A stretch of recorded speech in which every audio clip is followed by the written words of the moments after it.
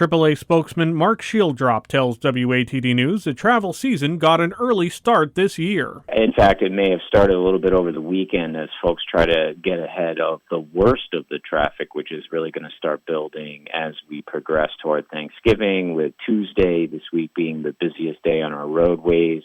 Wednesdays are going to be busy at the airports. We're projecting a record number of travelers this year, so it should be busy out there, and we urge people to focus on safety and stay alert while they're out there navigating our busy roadways this Thanksgiving period. Tuesday is expected to be especially busy for motorists. So we're forecasting Tuesday with the worst of it from noon to 9 p.m. So after lunchtime is when things are really going to start picking up. And that's going to be pretty consistent through the afternoon and evening hours. It should taper off a little bit after 9 p.m. The concern, of course, is that it gets dark a little bit earlier this time of year. So from 4 p.m. on is when folks really need to try to stay extra alert and attentive while they're driving, just because there's going to be significant volume. So that could mean backups that we normally see during rush hour on the major roadways, slowdowns at interchanges and the urban areas.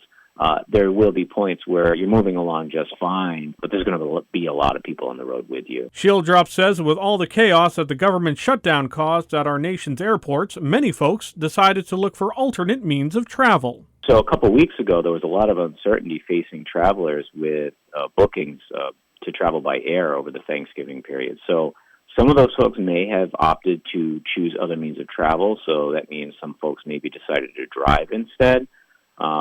And other folks will be taking the train or bus instead. So we could see an uptick in bookings this year at the end of the day once all is said and done. That said, airports are operating pretty much normally at this point. The delays and cancellations that we saw a few weeks back are definitely in the rearview mirror. So that's good.